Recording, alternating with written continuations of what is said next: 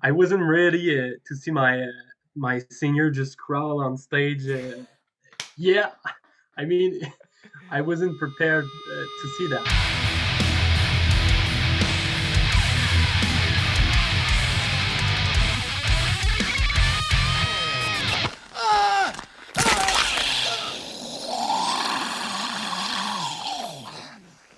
Oh no, not again.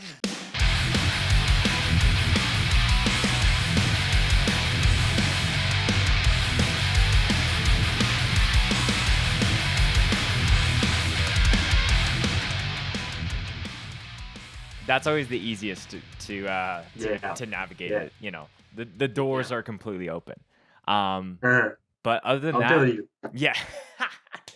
But other than that, thank you so much, everyone, for tuning in. This is another episode of the Scoped Exposure podcast. We go from Calgary to Quebec, and I'm going to be welcoming Marc, who plays in Just Ice, PROWL, and VOIDWALKER.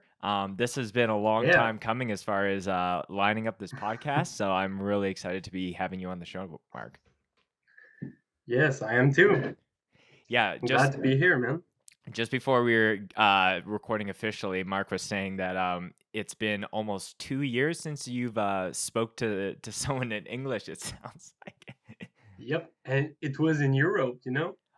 Oh, I So see. yeah. Yeah, yeah, because like yeah. So I'm definitely gonna get into just some of the how you were brought up through hardcore and things like that. But just since we're on the topic of it, like French is your primary language that you speak, is Yeah. if that's safe to say. Yes.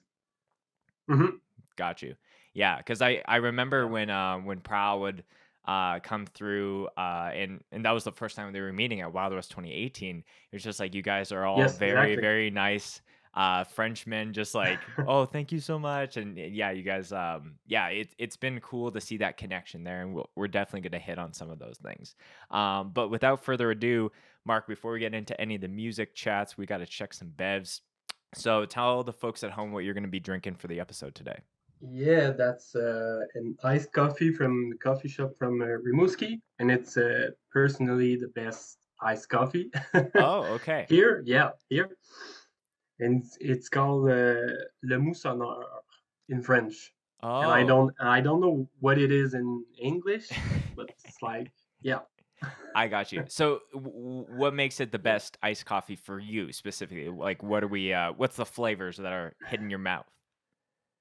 They put maple syrup in it, and Oh, they okay. have Very like Canadian. yeah, yeah, very Canadian, Uh, and they have like oat milk. So yeah, Oat milk I and like it. syrup, those are two clear signs that there's some genuine good flavoring going on there. So that's awesome.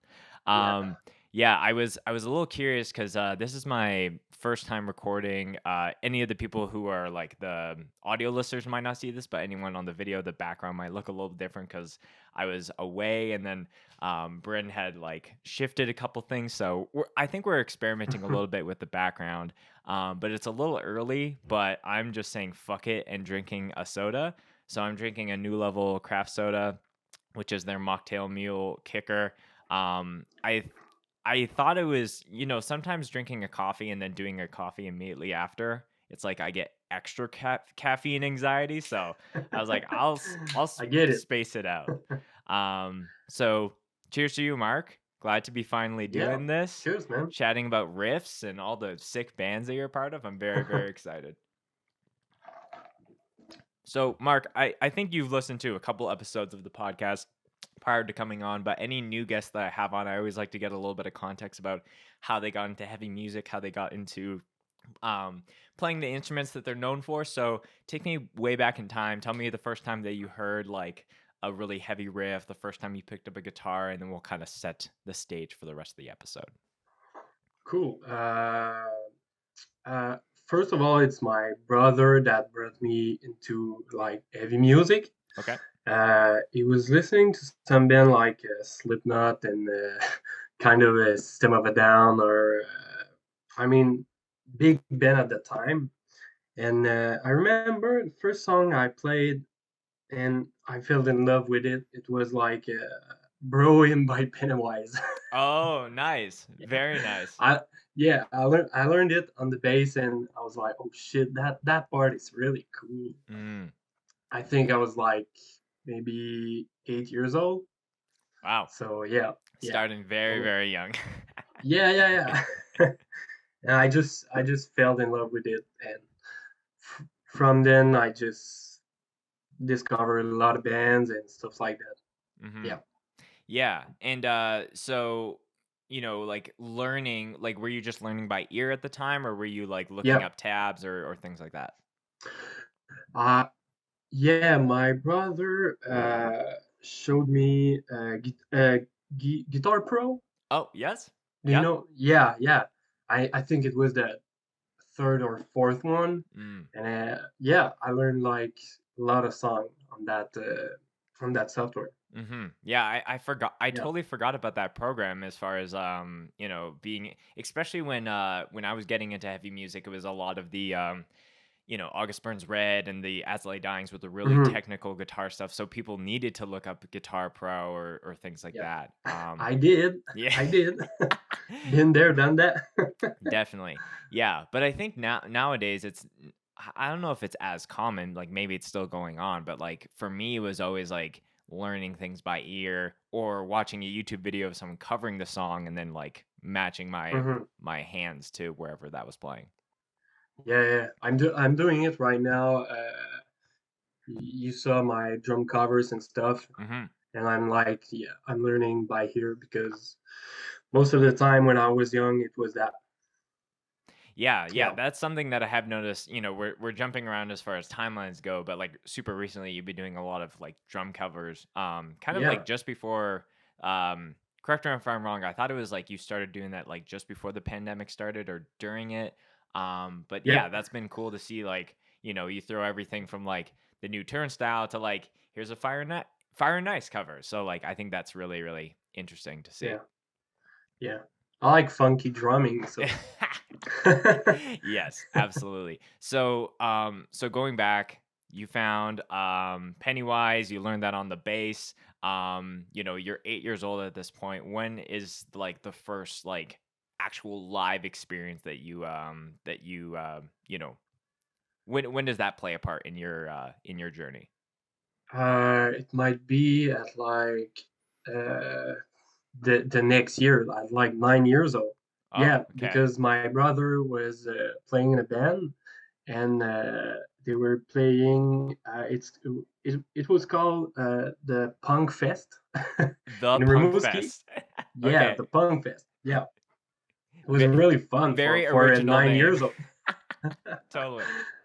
Yeah, and I think it's the first time that I just kind of stage dive or stuff like that. It was Sure. it was really cool. Yeah, yeah. Yeah, It was the so first show ever what was for me. your brother's band that was playing? It was called Joy of Sorrow. It was Joy of like Sorrow. yeah, Okay. yeah, yeah, That's a very contrasting band name, Like yeah, Fire and totally. Ice, Joy and Sorrow, or Joy of Yeah, Sorrow. Yeah, that's funny. yeah. Um, At this time, we are like listening to a lot of Azali Dying and metalcore, emo stuff. Like, mhm. so, yeah, Yeah. And what instrument was your brother playing? guitar. Oh, okay. So you were Yeah, like, maybe I can't riff like my older brother, but I can at least play the bass at this point in time. Um, yeah, yeah. yeah. I, I mean, I wanted to play drums, Mm-hmm. but my parents didn't like the drums. So, yeah. So I got into bass. Mhm. Yeah, it's funny you say that because I think that were probably a lot of parents that maybe, um, set those rules where it's like no drums in the house because it is a largely loud instrument versus like you could play guitar on your amp a Yeah, little quiet, even if it's a yeah, practice amp or things like that. mm, So, yeah, yeah, I do think that is, potentially a thing though. Like any parents that did just allow drummers to be loud and play in the house and do all that, like, they probably birthed some of the greatest hardcore drummers or metal drummers of our time, right? Like, but it's not for the yeah, faint of heart for every parent. Mm, mhm. So Yeah. so you go to this show, you're 9 years old, you stage dive for the first time. How, like, were you successful? Did you get catched perfectly, or did you slam on the floor? Like, I'm just No, thinking no, to the first no. time I stage dove, and it was perfect, and then I like got pushed back on the stage, and I stage dove again, and just like totally fell on the floor. So again, like we were Oh saying, shit. all the contrast of like really good and really bad. But how was that No, for you? it, it was really good because I was there with a bunch of friends of mine, and so yeah, we were catching each other. So Got you. You're like, I have a couple people that yeah, I know that I can jump on, and they'll like probably try to catch me a little bit more than a stranger. Um, yeah. cool. So like, tell me about, obviously some of those early stages really kind of like planted some really important seeds as far as like your love of live music and heavy music. Whoop. When did you actually start to like take your guitar and then like write your own music and start to do those things? Uh, I think it was like at the same time because I started playing in bands at like 10 years old. Mm, So yeah, we were just creating our own stuff and creating our own songs, and yeah, mm-hmm. Yeah, it yeah, was like at 9 or 10. yeah. So it's like Yeah, 8, find out about it. 9, go to a show. 10, like start playing a yeah, band. So it was very very quick yeah. for you. It sounds like. Hmm. Yeah, because my brother was doing it, so yeah, Right. I wanted to do it. Totally. Yeah, yeah. I think that there is that thing where if you're not the first in your family to discover that, and you have an older sibling that's like showing you the ropes essentially, that plays a Hmm. crucial part for sure. Okay, Yeah, so yeah, like I think that sets a lot of the foundational stuff. So we're gonna fast forward a little bit. The obviously like Prowl is the band that we essentially met for the first time, but I knew that like after meeting you, I yeah. found out about Just Ice, and that seems to be one of the first things before joining Prowl. So let's work in order.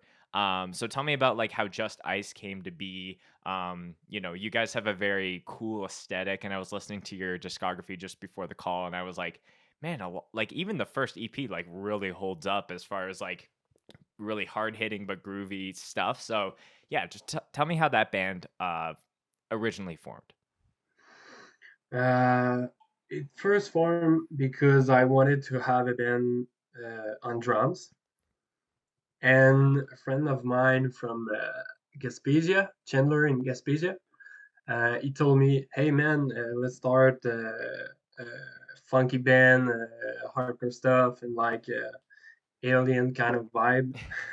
I was like, "Dude, let's do it, man!"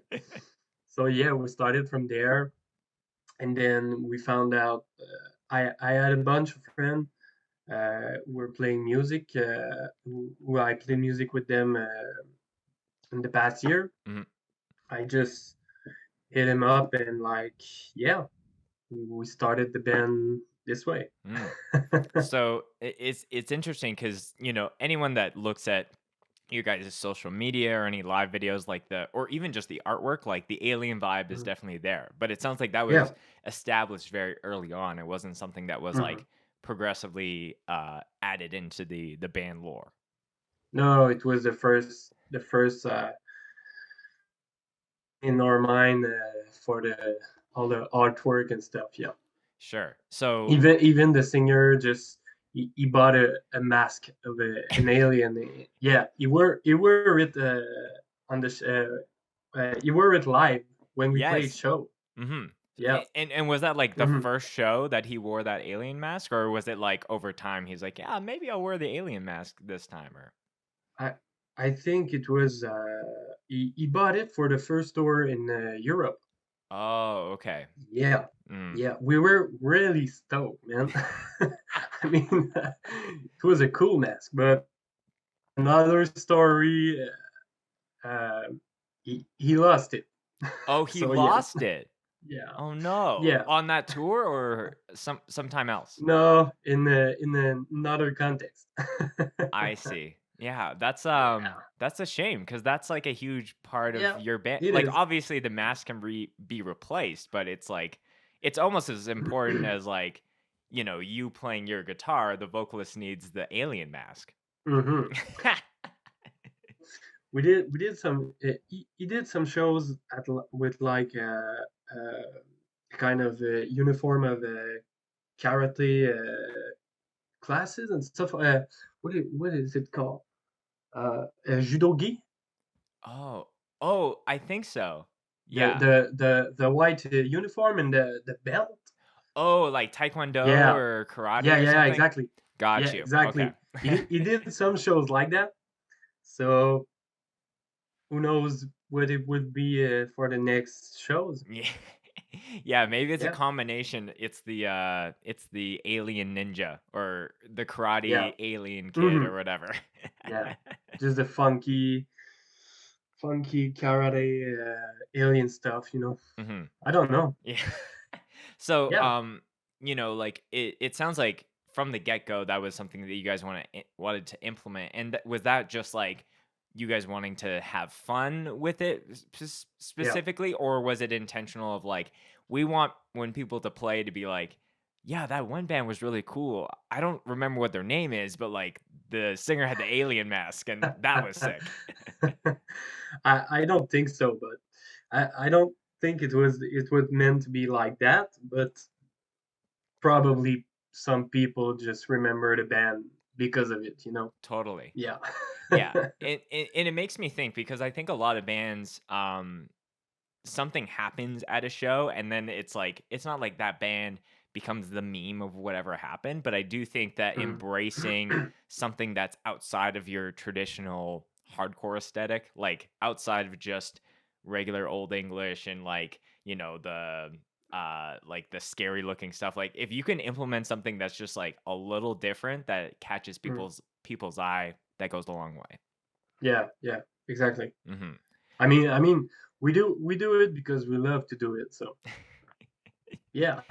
I was gonna ask you. I don't know how much of a like a alien, not like the movie Alien, but just aliens in our pop culture, if you want to call it that. Do you have a favorite alien from either a movie or a TV show or something that if you wanted to do some kind of like collab with, you would like prefer that? I don't really know. Re- I don't know. I mean, yeah, There's a and lot to pick from. yeah, yeah, of course. And it's funny because yesterday I was just alone in my apartment, and I was listening to UFOs kind of stuff, documentaries. Yeah, it was really funny. Yeah. I think Yeah. uh like I feel like as far as the mask and obviously like the alien emoji that you guys have like posted on a lot of your stuff, that definitely has that like American Dad alien esque, Yeah, just yeah, like yeah, yeah, yeah. the big like balloon shaped grave face. Hmm. Obviously like the alien from Alien is like infamous. But I do like the Simpsons aliens, just like the green blobs that kind of like Yeah, yeah, stand up. Yeah. yeah. I remember. Hmm. Yeah. Yeah, there's some bad takes on aliens in movies and TV shows, but Hmm. there are some good ones for sure. Yeah, definitely. Yeah. Um, Yeah. yeah, and you guys put yeah, like it's funny because you guys have like you said, it was so early on, but you fused that into like merch where like the alien has like a hoodie on and it's just like looks like he would just be at a hardcore show and no one would question it that they're Hmm. another world ultimately. Yeah, yeah, definitely. Yeah.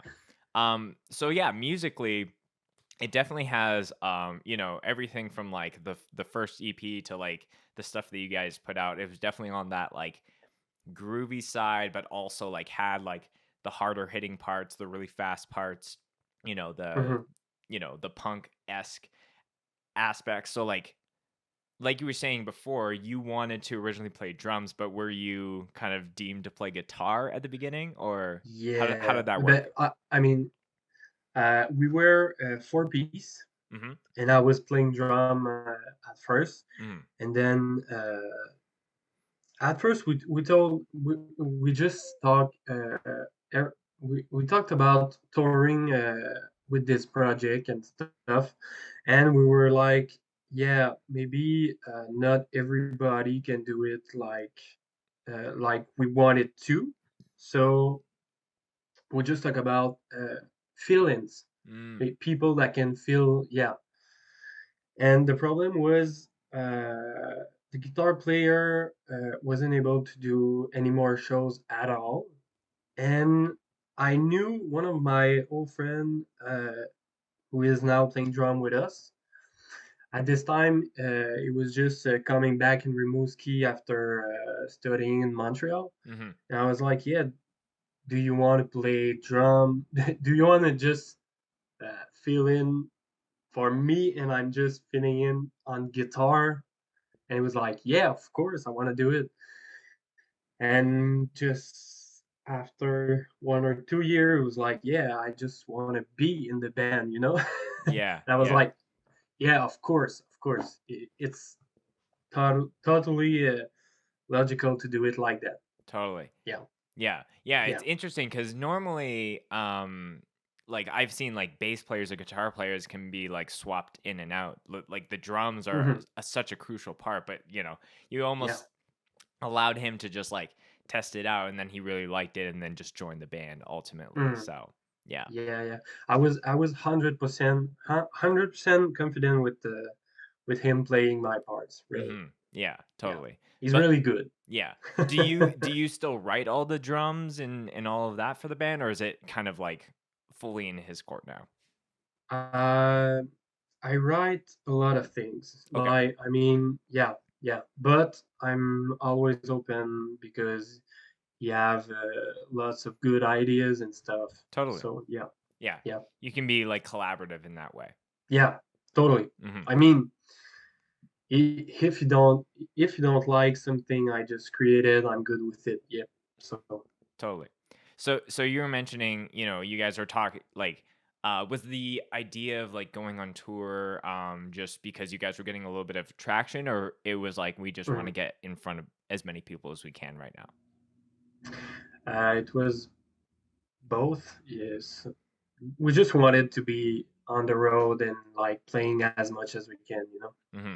Yeah, Yeah, yeah, and because just sharing what we love to do, yeah, of course. what we created. So yeah. Yeah, because that's the thing that's interesting to me about Just Ice, because you guys have done like a fair amount of like stuff in Europe and overseas as well. So, um, and to my knowledge, like, did you do like, the North American leg and then you're like, okay, now we're gonna go to Europe, or was it like, let's go to Europe first? We did a couple shows um before we start going to Europe. Hmm. Like we did a couple shows from Gaspésia to like Toronto and like up north Toronto. Got you. Okay, But but nothing in the visa, States, right? no, no, no, because visas were a problem with us. Got I you. mean, but it was not a problem. It was like more difficult than going to Europe. So yeah, Okay. So going to Europe, and you don't need to really get the same requirements for playing the States, it sounds like. no, you don't need anything. Oh, okay. I mean, yeah, yeah, That's crazy. I that didn't even know that's that. yeah, that's really crazy, and that's really fun. That's Totally. why we got there like 2 times, Got you. and we were supposed to go there again, uh, but the pandemic hits, and so yeah. Got you. So, maybe it's a good, because I think the biggest hurdle for Canadian bands going down to the States is the visa situation. Like, it's not the Yeah. same for any of the American listeners. It's not the same for any of you guys to come up here to Canada. No. But, obviously the biggest hurdle isn't the visas when it comes to crossing the pond, but that has its own unique challenges and obstacles. So, what when you guys were like talking about it, like what was the biggest hurdle at the time where you either didn't know how a process worked, or like, okay, we're gonna land here, but then we're like, how is traveling gonna work? Like, what was the biggest unknown when you were essentially taking the leap to play in another country ultimately? Uh, I've been there before Just Ice even exist. Okay. I've been on tour with a band. I fill in with Get the Shot. Oh, Yeah, okay. Yeah. yeah. That We're band's playing a lot. from Toronto, if I'm No, Quebec. Oh, they are from Yeah, Quebec. Okay, yeah, so shout out to yeah, Get the Shot. Let's go. yeah, I didn't know that. I didn't know they were a Canadian band, but yeah, here I am learning all of yeah. these I things. mean, yeah. I was really in love with the first thing they put out and stuff. Mm, I'm just not into that band really anymore. hmm But yeah, this time they needed a drummer. I was like 20 years old, and I was like, cool, that's my first tour ever. Like, totally. so let's do it, man. Yeah. And so I just love doing it, and I knew that I'll be there again soon, soon as possible, as soon as possible. Got you. Yeah, So yeah, so like you kind of got to wet your palate a little bit with like the whole Europe experience through this Get the Shot tour, and then when it came to Just Ice doing it, you're like you already had a little bit of experience to reference. yeah, yeah. Hmm It was really different, mostly because I booked it. Sure. But yeah, then the first time it was like I was only a musician playing, and that's it, you know. Right. Just sleeping in the van and like chilling. Yeah. But yeah, it was it helped me a lot doing this first tour. Yeah. Yeah. So tell me about some of those challenges as you were the one booking this first Just Ice European tour. Like what were like what do you think the biggest difference is from like booking and like touring in that country versus anywhere in North America here? Uh, I think it's easier, Okay. really. Yeah, really, because you don't have that much road to do between each day, hmm and you can like do one country every day, Totally. kind of, you know. And yeah, that I mean, I don't know. It's been really easier than what I just experienced before hmm with any other band. Do you find that Yeah. like even just the scene and the crowd there, like as soon as they see a band from like not in their in their neck of the woods, if you want to call it that, that is like coming Mhm. from the States or coming from Canada, like whether they're a big band or not, like do you feel like there's more appreciation, or because that's what I've heard from other people, but I'm curious on what your experience is. It is. It is. Mm. Yeah. I mean, European people really like. I mean, French people really like Quebecers. Yeah. Yeah, yeah, because they told me we're like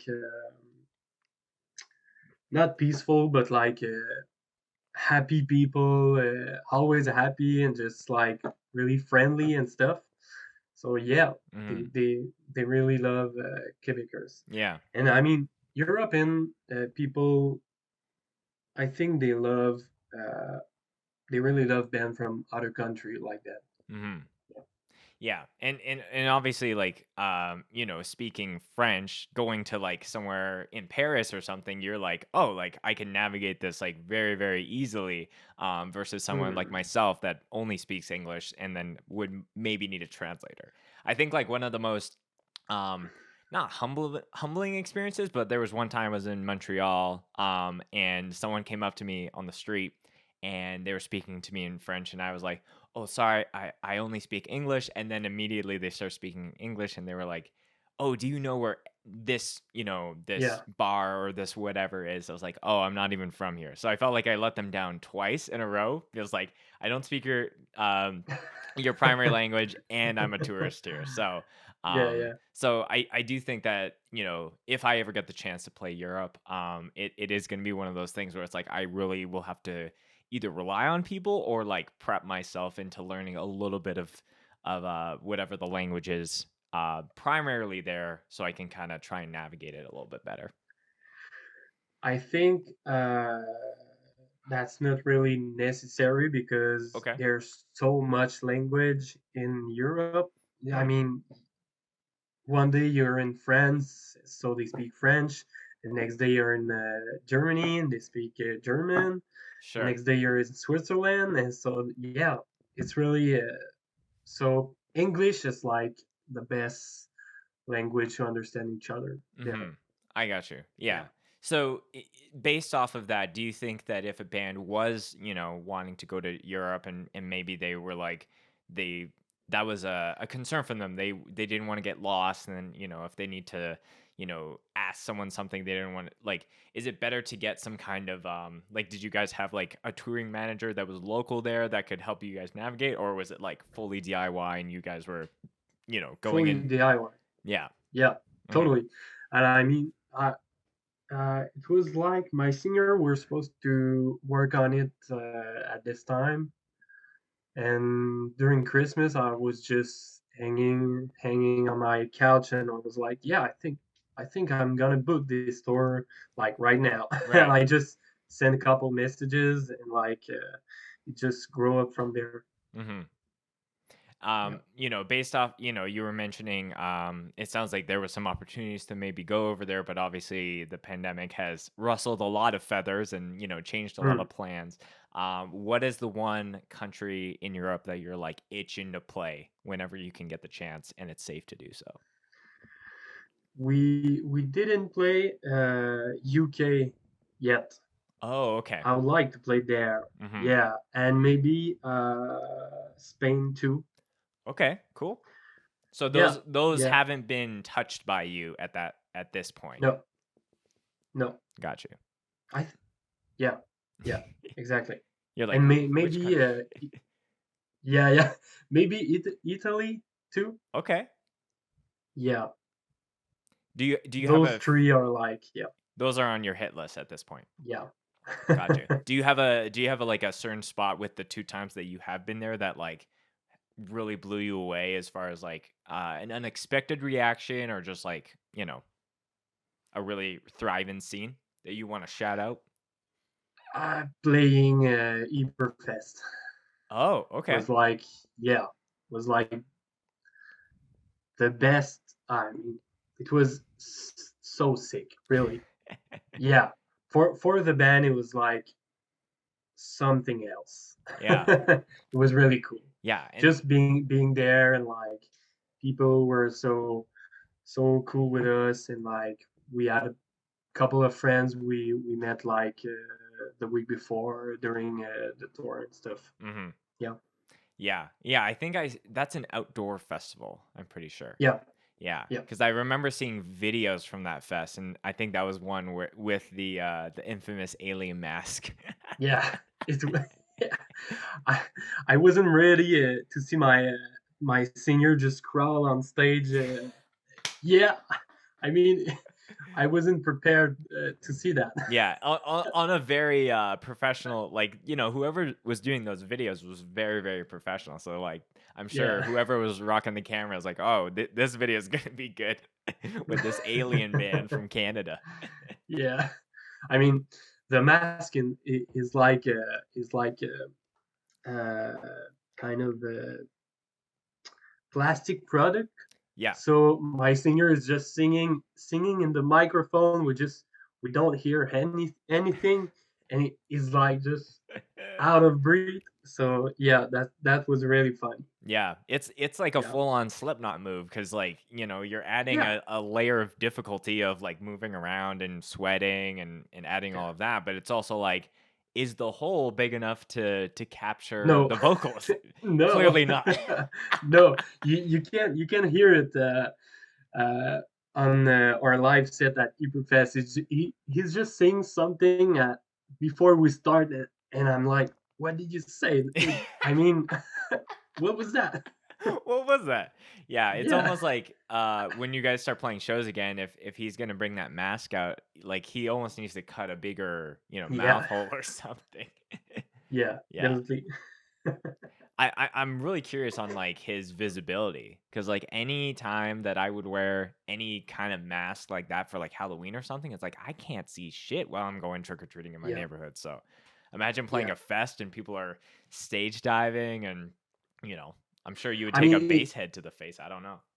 he's just wearing it like for the first minutes of the set. I mean, Oh, not the 1 or 2 entire time. minutes. Yeah, Okay, yeah. I got No, you. no, no, no, no, no. Yeah, That's enough. that's enough. You guys started in 2017, but I think the last thing you Yeah, put out was just before 2020, if I'm remembering correctly.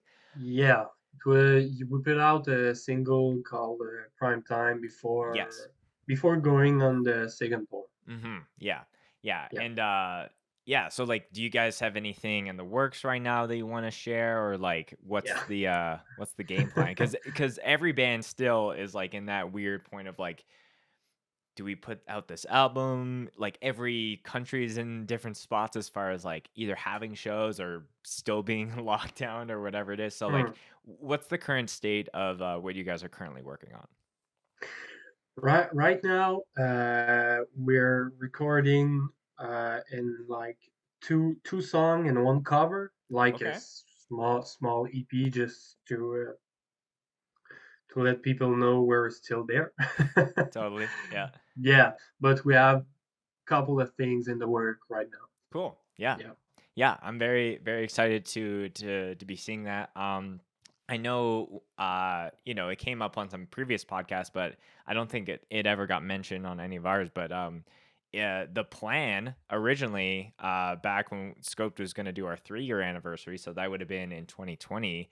yeah, We were going to be getting you guys to come and yeah, play that, but unfortunately that didn't happen. But yeah. hopefully there's some kind of opportunity for Just Ice to come through Calgary. Um, I wish. as far as bands that you play in that have come through Calgary, let's kind of transition it to Prowl. Yeah, So obviously, like Prowl is that band at least for me that I've gotten to see twice, but you were playing guitar for the I guess the latter time. So yeah. I guess like do you want to quickly talk about the whole like stepping stone Prowl tour and like all the craziness as far as like orchestrating all that went to be.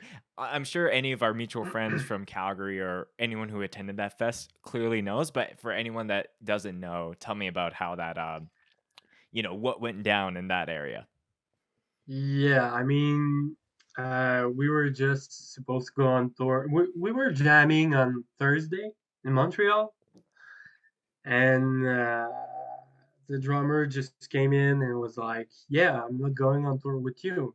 And we were like, "What the fuck? We're going tomorrow." Right, you're leaving the next day for Yeah, like a yeah. I mean, Canada yeah, and US run with Stepping Stone. yeah. I mean, I'm leaving at like 5 hours from Montreal. Mhm. I'm living in Rimouski, so I just always drive there to jam with the boys and stuff. And I was like, damn, I just took 2 weeks off and I'm about to just not go on tour. Yeah. And like the other guys were the same, we're in the same situation, you know? Yeah. Thanks for the So, heads up, so bro. Like yeah, literally the 11th yeah, hour. yeah. And so Max just called the guys in Stepping Stone, and were like, "Yeah, do you guys want to play drum for the tour because we don't have any drummer?" Right. And I mean, it was Russ and Luke, and they just said, "Yeah, we're gonna do it." Yeah, Mhm. so we jammed on Friday, and we had a show on Friday in Montreal. That was the first show of the tour, Mhm. and So like so you guys jammed with, that makeshift lineup for the first time on the day you had a show. That's so yep, crazy. that was really crazy. Mhm. But it was really insane. It was really the tour was really cool. Totally. Honestly, Yeah. I love the people in Stepping Stone. really Yeah, much. yeah, great guys. And I miss them. no better band to like have adequate drummers to learn like a couple songs each, because I think it was like Ross played, or I'm not sure if Ross played first or Luke, but it was like essentially they tag teamed Yeah, for the songs. But yeah, like yeah. Ross is an insane drummer, but like Luke, who does vocals in Stepping Stone, like is secretly a great drummer as well. So like it Hmm. was super cool. Like once you guys eventually that tour came through into Calgary to like again see that, and especially like for someone that documents shows like that, it's one of those moments of things coming together to make the show happen, right? Yeah, yeah. Totally. Yeah. Yeah. So, yeah, I just wanted to bring up that anecdote because it's still like a set that I go and watch to this day. And it's always funny when Max is like, give it up to Ross from Stepping Stone. And then it's like Luke's like, he's like, Yeah. gets the names mixed up. Yeah. I remember it. I remember it. Yeah. Yeah. And That then, was a crazy tour. hmm So, and then I think, I think one of the last things that, before the world shut down, but also just like, the activeness that, I think anyone on the outside has seen from PROWL. I think you guys played LDB Fest 2019.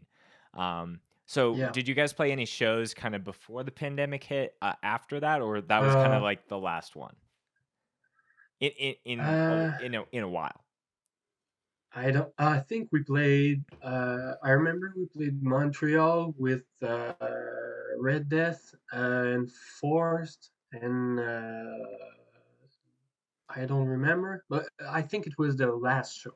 Okay. It was like in February. Yeah, February. Um, before the Oh, pandemic of hit. 2020? Yeah, I think. Okay. No, no. I don't remember. It's But been a while.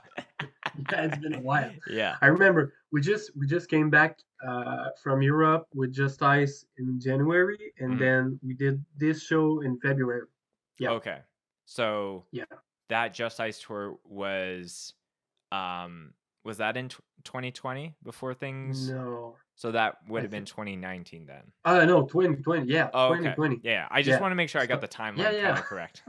No, it was. It was. Yeah, yeah. So yeah, you guys played. I feel like most bands, excuse me, most bands had that like last show before things kind of shut down, and now there's been this lead up. But I think it's safe to say most bands have been like working on, fill in the blank, whatever it is in that Mm, in this last time, whether it's writing new music, whether it's refining something, working on other bands at the same time. So I think it's safe to say anyone who you know I think anyone in Western Canada who has gone to see PROWL like the two times that you guys have come through, it's like that's like a fan favorite Eastern Canada hardcore band. mm. And anytime anyone's asking about like thrashy crossover recommendations, I'm always sending PROWL to you guys. But Thanks. obviously, I think that there have been those things where it's like there hasn't been the next thing since like the 2-song promo you guys did. So Yeah, yeah. I've bugged you multiple times. I've bugged Max in the DMs as well. But if you want to officially set the record straight of like, what you guys are currently working on and, what the status is, and then I can officially stop bugging you about it forever. Yeah. I mean, the pandemic hits everything about the productivity because Max and Joel is living in Montreal and I'm living in Rimouski with the drummer, Mm, which is the same drummer in Just Ice. got you. Okay. Yeah. So Did that drummer play LDB 2019 when you guys did yeah, that? yeah, Okay. Now yes, I'm just putting the face to the name. Got you. yeah. Mm. And so yeah, we're still working on new stuff. We have a lot of song to just. I mean I don't want to talk about it too much I got you. Yeah, But yeah, we are still working. yeah. Yeah. Yeah. Yeah. And that is all I guess I needed to be like to know that it's not just like, oh yeah, we might not do stuff like you guys are working. And I think and like Yeah. there are so many great EPs, great records that like once I've, had people on the podcast, they say, yeah, this is 4 years in the making. This record is Mhm. 5 years in the making. And that is crazy to me because that's an insane amount of time. But sometimes, good things um take time. So, Yeah. like I know if it's an LP, if it's an EP, like whatever it is for next for you guys, like, as a huge fan of your band, like there's great Yeah. anticipation from my end, but whenever that comes up, whether that's next year or the year after or whenever it is, I'm Mhm. sure it's going to be big for you guys because I feel like Prowl is this like Eastern Canada gem that like I think a lot of people back you guys. And as soon as there's Yeah. some kind of like official return, I'm stoked for that. Cool. Cool. Yeah. Yeah. Yeah. I Yeah. so to hit on the very last band that you're involved in, and this kind of all ties back to the very beginning of the podcast. We were talking about like first learning or wanting to play drums, and then your parents are like, "There's no Mhm. way you're playing drums in here."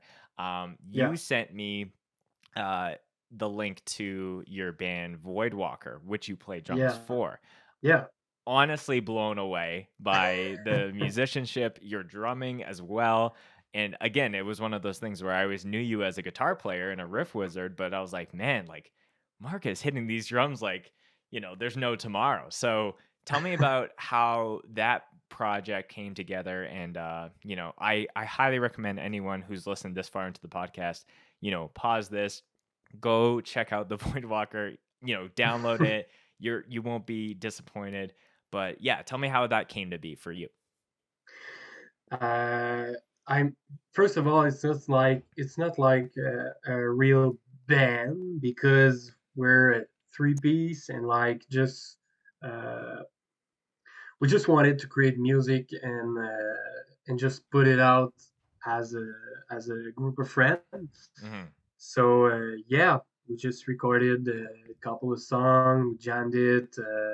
We had a lot of fun recording it, and like we wanted to do something really dusty and dark. And I mean, yeah, it was really fun, and we're still working on new stuff. Very, very cool. Yeah, Yeah. and you know, maybe we'll play a show, maybe not. Who knows? Who knows? I'm hoping I there's wish. at I wish. least one. At least Yeah, yeah, one. yeah. Yeah. I wish. I Hmm. wish. I love these guys, and that'll be really fun. So is there like shared members in Voidwalker from Prowl or Just Ice, or is it all new guys that you don't jam with in, Yeah, in your current bands? yeah. It's old friend of mine. We had a couple of bands before, Hmm. but they're not playing these bands at all. Mm, got you. Yeah. Yeah, and like again, to go back to the drumming, like there's so much uh not like intricacy isn't the right word, but just like the the blast beats and all the really fast stuff, and even just the production of the drums itself is like a very raw but like very punchy Mhm. aspect. So again, like I don't mean to echo myself, but like knowing you as a guitar player and then seeing you kill it on the drums and seeing all these drum covers that you've done over the last little while has been really really interesting to showcase I guess your skill and musicianship. So, Yeah. In fact, I recorded drums on the first two release of Just Ice. oh, okay. Yeah, yeah, yeah. Yeah, yeah, So, yeah, you've been able to scratch the itch of playing drums a number of times, but this is like, yeah, I play drums in this band. So, yeah. Exactly, mhm, exactly. And it's really, in my opinion, a different style of drumming. Totally. totally. I mean, I never play with double pedal, you know. Yeah. And this on this record, I did it, and I was like, oh shit, that's really weird to play with that, you know. Right. I don't really like double pedals, but yeah, it needed to be on this record. Hmm. Yeah, I think that there are certain drummers that are like, I will, never have a China cymbal or never have a bell. But I think it being open to like having that, because that opens Yeah. up so many different options for different beats, different like accents, and just like very subtleties. But yeah, Hmm. like so there is something to be said who with a drummer who is like like anytime I see a drummer who kills it and they have a kick drum, a floor tom, a snare, a hi-hat, and a crash ride, and that's it. I'm Mm. like, holy fuck, like how are you Yeah, making yeah, yeah. these insane beats with like the bare bones of a drum kit? Hmm. Yeah, Totally.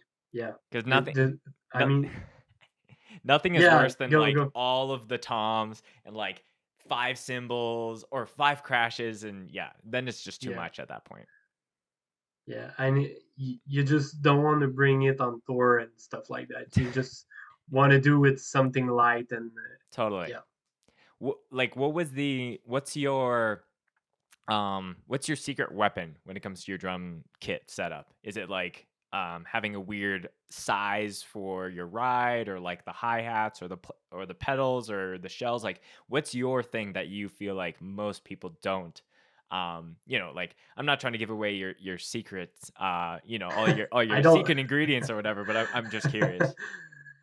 I mean, it's not really a secret, but I'm just hitting as hard as possible.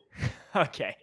I mean, that's not really a secret or stuff like that, but that's my that's my that's my thing. That's Mhm. my go-to to drum in like hardcore band or stuff like that. Just hit as hard as you can and Mhm. like yeah, Yeah, so that's interesting because I think that is any recording person that I've ever worked with is like I hope your drummer hits your drums hard. It's like, oh yeah, I can attest, because yeah. you need that like sense of uh dynamic nature. But like, do you like do you think that there's a reason that drummers aren't hitting things as hard? Or are they just concerned about breaking their shit or warranties or things like that? Like, where's your mind go with that? I mean, I think drummer are maybe I like drumming, but sometimes it sucks because that's not yeah because you need to change skins. You need to just buy drumsticks. You need to you break a cymbal. You gotta buy another one. And like when you're a guitar player, I mean, you buy new strings, you buy maybe a new cables, and Right. once each I don't know how many year you change the lamp, not lamp, in your guitar head. Oh, Yeah, the tubes. yeah, tubes. Hmm. Sorry. No, you're fine. So yeah, I mean, They do and light it's up like a lamp, so you were yeah, close yeah, there. yeah. I was just searching for the right words. I got you. Yeah. So I understand drummers that like don't really hit that hard, but the way I do it is like I just hit hard on the shells and the cymbals. Just you do it a little bit lighter because it sounds good anyway. Sure. But yeah, Yeah, no. that might be the reason why drummers are a little bit afraid of just destroying their drum. But you know, I fucking like it. Yes. Well, I yeah, mean, I think that's a great point, honestly. Just like the wear and tear of instruments changes on what you're doing, because like you could buy a guitar, and for the most part, if you're not like the chariot and throwing your guitar in the air and jumping on it, like yeah. you can have that guitar for 10 plus years, and maybe you're just changing the strings. At the Mm, very most on that instrument alone, maybe you need to change the electronics on the guts of the guitar. But like that is pennies versus you crack a crash, that's like $350. yeah, So exactly. yeah, I understand, maybe not the hesitancy, but some of that that, Mhm. the babying that instrument a little bit more. But like you said, like you notice the drummers who like really pop on certain albums and live because they're really putting their all into it and they're not Yeah. letting the materialism of their instrument affect their performance, if that makes sense. Yeah. Yeah. Exactly. Hmm. Exactly. Yeah. What's the most costly thing that you've had to replace on your drum kit? Cymbals. It's all cymbals. Cymbals always. Hmm. I mean, I play with big cymbals. I mean, I got a 24-inch crash ride, a Wow. 22-inch another crash ride that I use as a big crash, and like my yeah. I've I never heard just someone that has love two crash rides and one is actually to ride on and one is just crash. So yeah. that's funny. Yeah, because this company just did a new kind of product that is a little bit lighter. Mm, They are right, but they're so light that it sounds like a crash. Yeah, interesting. and it's Okay. really crashable. Yeah. Hmm. So yeah, I do love that. That's my kind of little secret. I do love The big bigger cymbals. cymbals. Yeah. Yeah, Hmm. and I mean, yeah, I love fat sound. Yes. Yeah. Like when I was first getting into heavy music and seeing drummers with like a 16-inch crash, and I'm like, what Mm. is that? Like it's like it's pretty Yeah, much a splash yeah, compared to most yeah, like exactly. hardcore bands now, right? Uh-huh, So exactly. yeah. Yeah. Um yeah, but I do think that there is something to be said cuz I don't know if this is still the case, but with one of the first bands I was playing in, the drummer of that band was like Zildjian was had a warranty for cymbals for I think it's like 2 years and then Sabian was 3. I like and apologize to all the drummers if I'm completely speaking out of turn cuz this is almost 10 years ago. But do you know what the if there is a warranty where it's like, well, I know I'm going to break this cymbal, so I might as well try and break it within this time frame versus trying to do it right away or I don't know if how you navigate that. Be sure that I know the warranty.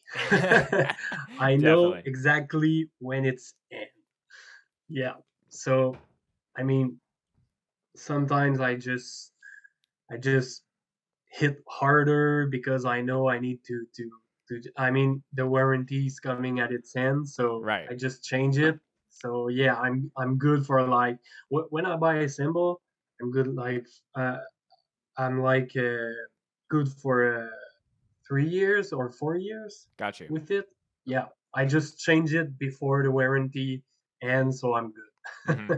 And Yeah. how do you document that? Like, do you have to take a photo of the symbol and it was like it broke on this day, or like how do you essentially verify that like it was in within that window? You need to ship it back to the to I mean Oh, I okay. just give it back to the music store in Rimouski and they ship it back to Sabian. Yeah, Got you. because Sabian is like it's like 4 hours from Rimouski in Oh, okay. yeah. So It's it's not not that far like, from here. it'll be there in 2 to 3 business weeks or whatever it is. Like Mm. it's a little bit quicker, at least where you are. Yeah. Hmm. Yeah, yeah. Yeah. I like it that way. Yeah, it will definitely. Yeah, it's like uh anything, related to camera gear that I either need to fix or I'm thinking of fixing. It's like, well, we can send this camera, but it will get there in a week and then who knows what their plate is as far as work orders and things like that, and then it has to come back. But for you it Yeah, sounds like, oh yeah, we could drive this up today or tomorrow or whatever it is. And exactly. then yeah, Yeah. even if you're in a tight time frame with the warranty, that won't affect that. Hmm. Yeah. Yeah. Is there do you do you have a pretty I think you have a pretty basic like cymbal setup, like hi-hats, two crashes, a ride, and maybe a China. Do you have No thoughts? China. Oh, no China. Okay, got you. No China. Um, is there any symbols that you are like, you will never catch me with this, like a splash, a mini China, or a bell? Or are there certain ones that you're like, for what I do, I don't need it, or ones that you just hate seeing on people's drum sets? I as mean, being unnecessary, I should say. uh, I think the kit I have right now is my perfect kit. I don't need more than that. But the problem is when I want to do some drum covers and they are playing with a double bass drum or like Chinese or like stuff like that. I'm just like, okay, am I gonna buy new cymbals or like Just for this double cover. pedals? Yeah, Yeah, yeah. yeah.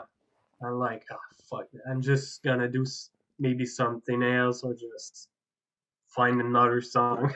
Totally. Yeah, So yeah. yeah, yeah, Yeah, I think that there are certain things where if you play a certain style of music, if you play like, beat down, you should probably have a China or something like that. yeah. If you're playing like, very mid 2000s metalcore, maybe you should have that really fat bell on your ride or just like have a bell for like those Yeah, ding ding ding yeah, parts. yeah. Um I know but it. yeah, drumming is in my opinion one of the coolest aspects in music because there is so much different variety and how people can, you know, play a big sound with like very little of a kit or they have a big Mm, kit.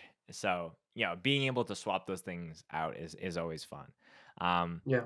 well, Mark, I th- mean, oh, it's like a pedal guitar or stuff like that. totally. Yeah. Yeah. Having different pedals, it's like, it's not as cool, I think, versus like, hey, I have Yeah. this stuff that I'm just slamming on for, 20 minutes straight.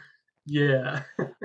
Well, Mark, this has been a really, really fun chat. Obviously a big fan of all the bands that you're doing, and I'm glad that you gave me some time today to chat. The last portion of the podcast that we always end on is a favorite mosh story that you would like to share. So that could be Yeah. literally anything that's first to your mind, whether it happened to you or a friend of yours or bandmate. Whatever's the first thing to your head is how we kind of start to end the show. I don't think it's my favorite. I don't know if I have a favorite, but Fair. the one I remember was a show in Rimouski, and Ben was playing a cover from Death Threat. It was Okay. the song "Dead at Birth," Okay. and a friend of mine just fucking smashed my nose. I don't know if you see it, but it's like crooked that way a bit, and Oh. it just yeah, well, whatever, whatever. But I just remember that time always, Right, right. always when I see my nose in the mirror. You're just like you always think Yeah, of that moment, and it's like yeah, forever changed you. yeah. I mean, I was laughing. I was laughing until I just tried to just move it back, and it just started bleeding. Oh no. Yeah, yeah. Yeah. It was funny. It was Yeah. funny. But yeah, Yeah. And that hasn't affected any functions as far as your nose is concerned. Like it's not like no, you can't smell certain things no, no, anymore. no, no, no. It's just more of an aesthetic thing at this point. Yeah, yeah, exactly. And I don't care. I don't care. Yeah. Okay. But I don't care, but I remember it so much. Yes. Yeah. Well, yeah. It's your nose. You only get one of them. But Yeah, yeah. yeah. It's if if I had $1 for every time that I've either seen someone get clocked in the nose or heard it here on the podcast, like it would be a good chunk of change as far as like the nose is kind of a main target at times when it Mm, comes to the pit. So that's a great story. Mark, this has been a great chat again. All your bands will be linked in the description of the video and in the show notes. But if there's anything you want to end off, shout out, plug, the floor is yours for whatever you got, man. uh, I don't know. I don't really know. We talk about a lot of things, so yeah, maybe we're putting out stuff with all of my band soon in the next month maybe, and yeah, I'm just stoked to do shows and go see you guys in Calgary and stuff. Yeah, Yes, I'm hoping that any of the bands, whether it's Voidwalker, Prowl, or Just Ice, are coming through. yeah, The minute that is possible. So Mm-hmm. All that being said, go listen to Just Ice, go listen to Prowl, go listen to Voidwalker. Definitely go listen to Voidwalker. I checked today. I'm like, this needs way more streams. But Marc, thank you so much for coming on the show. This was really fun. My pleasure, man. Thanks.